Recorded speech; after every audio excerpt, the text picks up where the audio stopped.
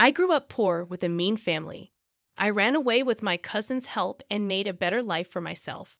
But now, my sister wants me to pay their rent using her child to make me feel guilty. I'm a 19-year-old girl who grew up really poor. My dad lost his job right after my older sister Stella was born, and my mom never had much money. They weren't happy about me being born either, seeing me as an accident. Our house was small, and my parents and sister got the room while I slept on a pull-out couch. My family, including relatives, treated me poorly, making home feel unwelcoming. I tried hard to make them proud, but they only focused on Stella. Despite her average grades, she was the star. Meanwhile, my cousin Sam faced the same treatment. He lived with us after his dad died. But my family didn't like him either, even though he was a musical genius. I really liked Sam despite him being much older.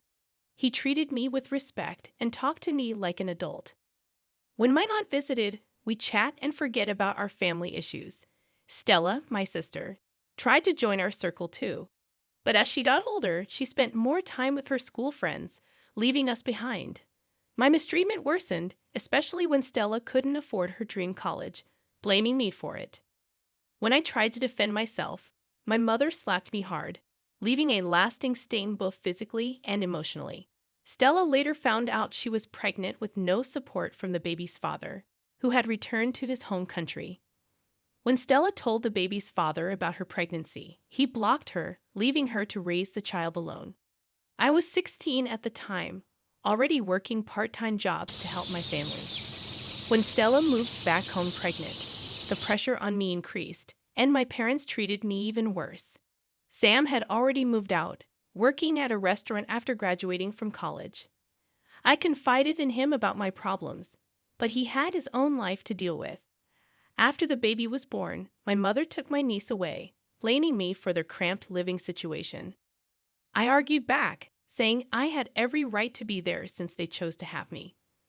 My mother countered, claiming she had the right to say whatever she wanted as she raised me, even though she called me ungrateful. I knew then that I had to leave that house as soon as possible. I packed my few belongings and headed to Sam's place. He lived in a small apartment with a roommate and was surprised to see me there.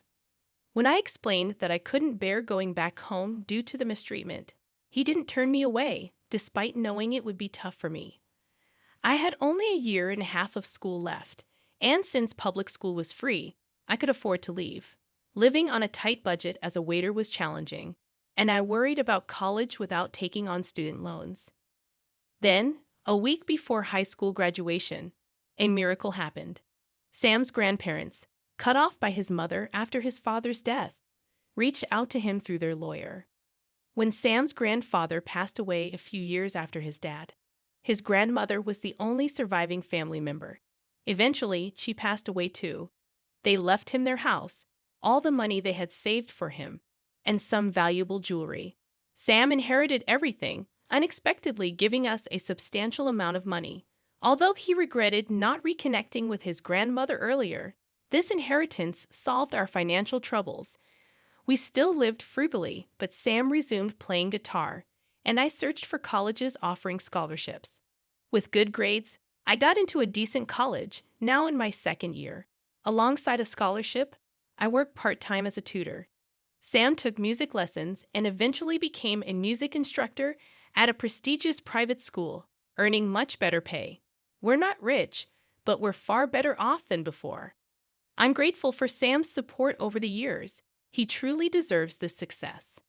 I haven't kept in touch with my parents, but Stella and I never blocked each other on social media. However, we haven't spoken either. When I left home, she didn't try to stop me, so I felt like there was nothing left to say. It was disappointing but not surprising, as she never stood up for me despite claiming to love me. My niece is over 3 years old now, and I've seen her grow on social media, but I haven't visited in person. I had accepted that this was the extent of my family connection and gave up hope for reconciliation. However, about 3 weeks ago, Stella reached out to me after seeing my post about Sam buying me a new phone for my birthday. It wasn't expensive, but it was a thoughtful gift, and I was excited about it. Stella congratulated me, sparking a conversation. It felt nice to reconnect with someone I had grown up with and was accustomed to. Despite the significant age gap between me and Sam, he was always really busy, and although I loved him, I also missed my sister. When Stella asked if we could catch up over coffee the next weekend, I agreed without hesitation. We met a couple of days later, and she brought her daughter along, which thrilled me. We had a nice time chatting, but when it was time to leave, Stella became emotional. Concerned, I asked her what was wrong. She revealed that our mother was very sick and had been asking about me frequently. Even Dad missed me and inquired about me often. They all wanted me back home, but I remained skeptical. I couldn't forget how I had been treated when I lived with them and refused to be persuaded into returning. Unfortunately, Stella played her trump card, my niece. Tearfully, she expressed her desire for me to come back and have dinner with the family, even if just for one day. She didn't want her daughter to grow up without knowing her wonderful aunt. Stella also mentioned that her daughter was struggling with reading, possibly dyslexic, and needed my help. Knowing I had always been a bright student and willing to tutor kids, even in college, Stella insisted that her daughter needed me. After much persuasion, I couldn't refuse Stella's efforts to give them another chance, so I agreed to go home with her for dinner. Stella informed me that they had moved to a new house, but didn't explain how she could afford it so quickly. She also didn't mention her job, which seemed odd. But I was too focused on returning home for the first time to dwell on it. Upon my arrival, my parents acted as if they had been expecting me, which should have raised suspicion. My mother even brought out the fancy dishes and treated me sweetly, which felt strange. After some small talk, she asked about my phone and what I had been doing all these years. I mentioned that Sam had bought me the phone and that I was in the second year of my business degree. I told them I was living with Sam now, but they didn't seem interested. My mother then revealed that they had to sell our old house due to financial difficulties and were now living in a rented apartment.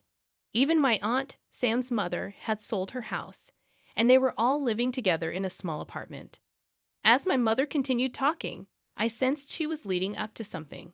Just as I was about to leave, she finally got to the point. She suggested that since Sam and I were making a decent living, we should consider contributing to their household expenses to repay them for their past support. I was speechless, realizing this was just a ploy to get me to return home for money. None of Stella's claims about my family missing me were true. Feeling deceived, I informed them that I couldn't help and stood to leave. However, my mother insisted I stay for dinner, and when I refused, she became agitated, demanding I pay them to cover this month's rent. The kind facade she had greeted me with earlier vanished, leaving me disappointed. I confronted Stella, asking if this was what she meant by saying our parents missed me, but she avoided eye contact. Instead, my mother interjected, revealing they didn't care about me but expected repayment for my childhood. She accused me of selfishness, insisting that if Sam and I could afford luxuries, we could support our families too. Shocked by their audacity, I snapped, expressing my frustration. Things escalated when my mother attempted to slap me, but I defended myself, pushing her away and fleeing to the nearest bus stop. Thankfully, nobody pursued me, and I made it home safely. I haven't informed Sam about the incident, fearing his disappointment. Meanwhile, Stella accused me of attacking our family, twisting the events. It was clear they would use any means to manipulate the situation in their favor. I don't have much concern for them anymore, but Stella insists they urgently need money to avoid being evicted, especially for the sake of her daughter. Despite Stella working as a babysitter, their income barely covers expenses. Others have pitched in, but it's still not enough. I'm torn. I don't want to aid them, yet I can't bear to see my niece suffer. It's been a week, and I'm still undecided. I haven't informed Sam, and honestly, I'm hesitant to assist my family. They've done nothing for me except make my life miserable in the past. They're toxic and disrespectful.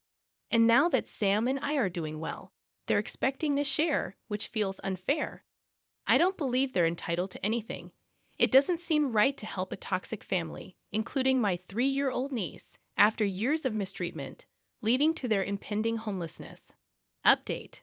I've decided not to help them, and I've informed Sam about everything that happened last week, as suggested by others. He handled it kindly, understanding how easy it is to fall for Stella's manipulation.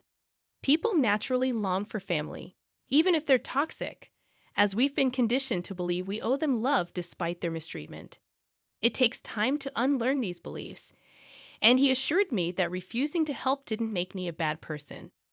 They're using my niece to guilt-trip me, but I don't need to feel responsible for their situation. If they become homeless, I can contact CPS to ensure my niece's safety. I don't need to feel guilty for setting boundaries. The support from everyone who commented on my post meant a lot. It reminded me I'm not alone in having a difficult childhood. Update. Sam and I have been trying to move on from the family drama, but Stella won't stop texting me. I tried blocking her, even changing my number, but she continues with fake profiles.